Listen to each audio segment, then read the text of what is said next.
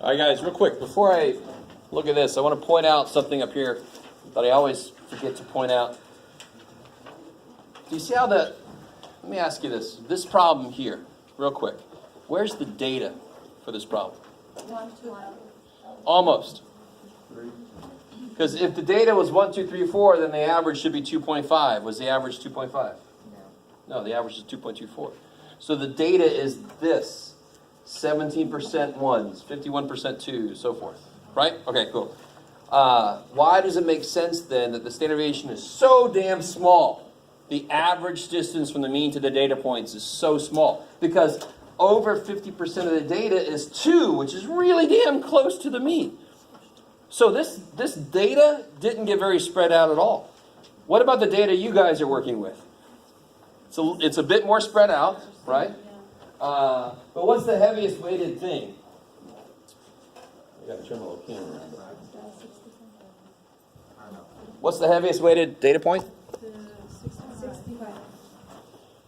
Yeah, 65. But then like 40 and 25, they're pretty close to that, right? In fact, it's not perfectly normal at all. But wouldn't you say it's like approaching normal in a way?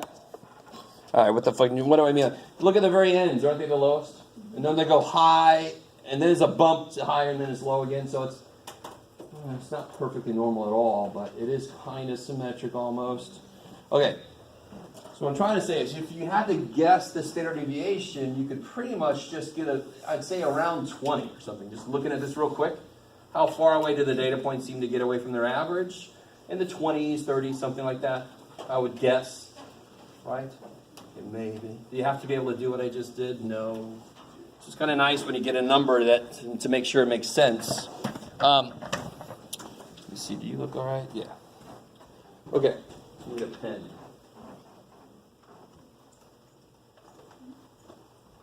Yay.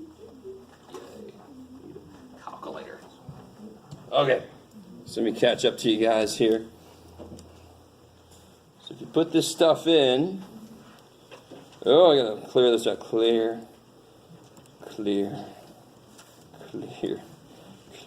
Okay. So put 21, 25, 40, 50, 65, 100.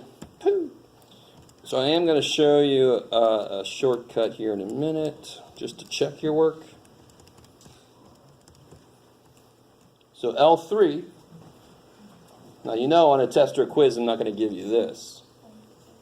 But I just do it L1 times L2 because that's X times P of X.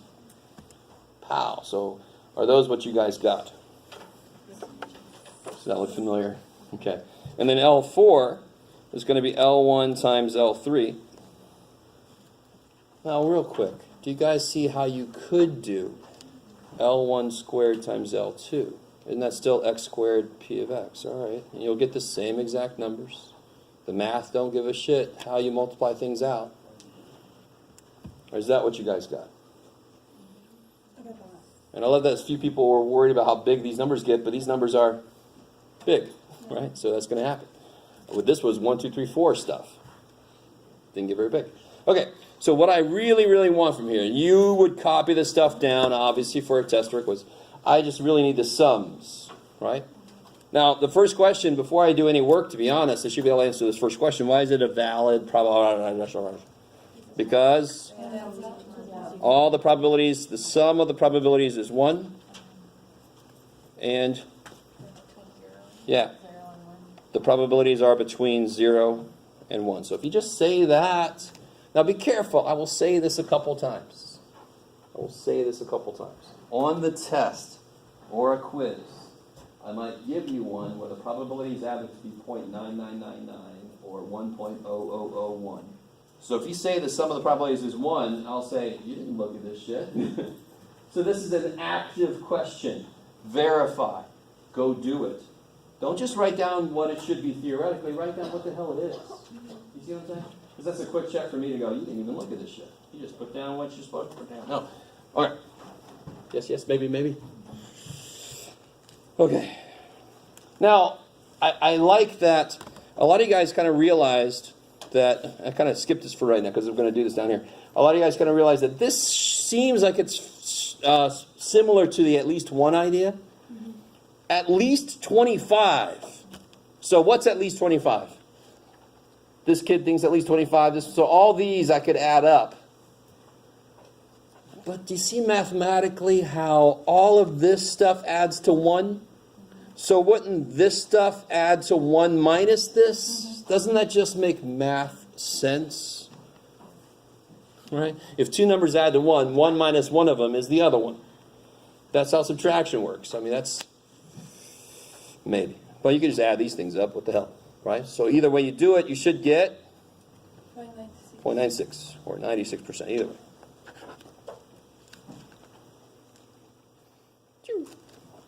Okay. So if the probability of the opposite situation has less work, I'm going to do that and do 1 minus. So there was less work for that one. All right, now I want to add up which two lists? L3. L3 and L4. So I can do that. Go to list, math, number 5. I can add up L3. And the beautiful thing is, once I have something on the screen I want to do again, I hit second enter, go back and just overwrite that with L4. Plop. Okay. Is that what you guys got? Yes. So what's the 45.89? That's the mean. I love it. And then the 24.10.89, is that anything? No, that's a part of what I need, right? That's nothing. That's not the variance. It's nothing. It's just the middleman. So the mean is 45.89. We can just see that shit right there. The variance is this. What goes here? 2410.89, because that's what the sum of the stuff was. Minus 45.89 squared. That's the most forgotten little poor little thing. The formula has a square in it. This better have a square. See how both of these are squared pieces? Because what's the next thing I do? Square root. It kind of makes sense. So then, let's see. What do we get here? We got 304 squared. 304.9979. Okay. You don't have to write all that on your paper, but you do not round and then calculate with the rounded number. That doesn't mean, so on my calculator, what I'm going to do is I'm going to say second square root, second negative to the answer, enter. So I don't have to round anything. Now I'm done. Now I can round officially. So what's the standard deviation? 17.464. 464. Or you can go more than 3 places if you want to, right? You could put the 2 there if you wanted to, but you don't have to. It's at least 3 places. So if you go 4 places, that's fine. If you go 18 places, that's a problem. It's too much. Too exact there, Spock. Pull it back. Okay, maybe. Let me show you real quick while I got this. Remind me, if I pull this up, remind me, what did I say earlier? Where is your data? 1 and 2. Good. List 1 and list 2. But how many variables are there? Not data points. How many variables are there? How many questions were asked? Not how many people did I talk to. How many questions? 1. So I'm going to do 1 variable stats, like we did before. Remember that stuff? Go to stat, calc, 1 variable stats. But do you see how now it's got a used to just pass this guy by. But how frequently does each data point occur is in L2. Now I'm going to put L2 here. If you have the old calculator where it just says 1 var stats and it's just got a cursor blinking, you put L1, comma L2.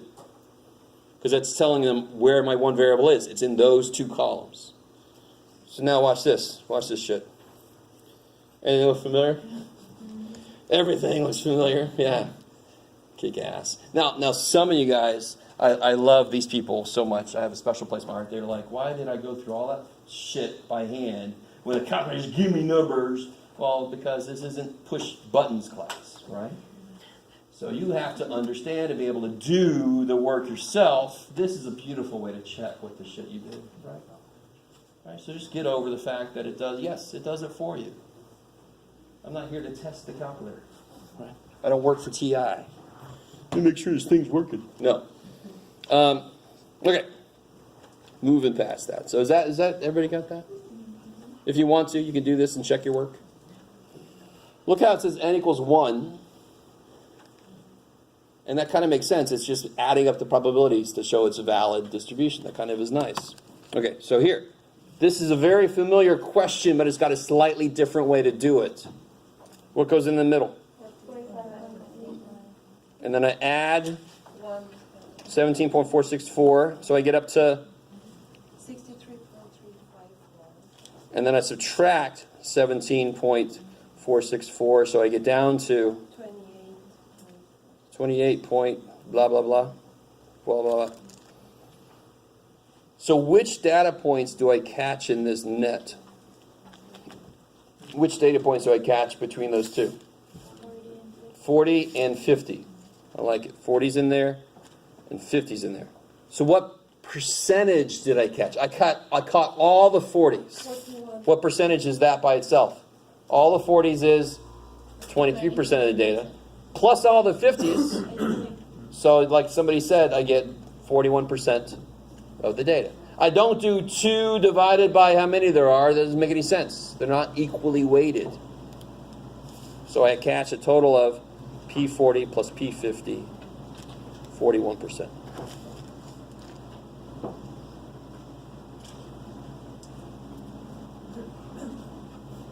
I used to have to divide to get my own percentages, but the table gives me all the percentages. I have to add them up now, that's all. And then the last question. How many kids believe they will retire before age 65? This is a 2-part question, really. You first have to calculate the probability or percentage of kids that said this. What percentage of the kids said this? Before age 65 would be all this. Or 1 minus 31 is 30. I love you. Let me try this again. 1 minus 0.31. 1 minus 0.31, you're like, you do? No. 1 minus 0.31 is 0.69. All right. So 69% of the kids believe so. How many kids are there? 69% of 1,200. There you go. Whatever the shit that is. I don't know.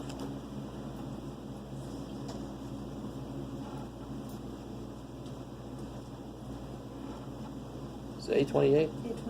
Ha ha ha. I'm sorry. Such amazing superpowers I have. I can put numbers together.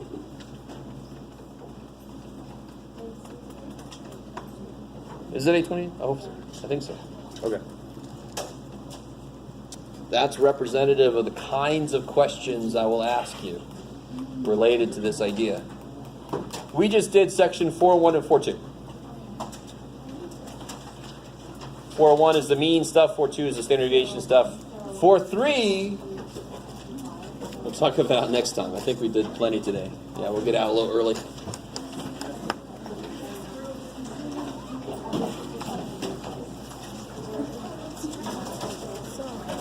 I just want to ask about the farming machine. You said that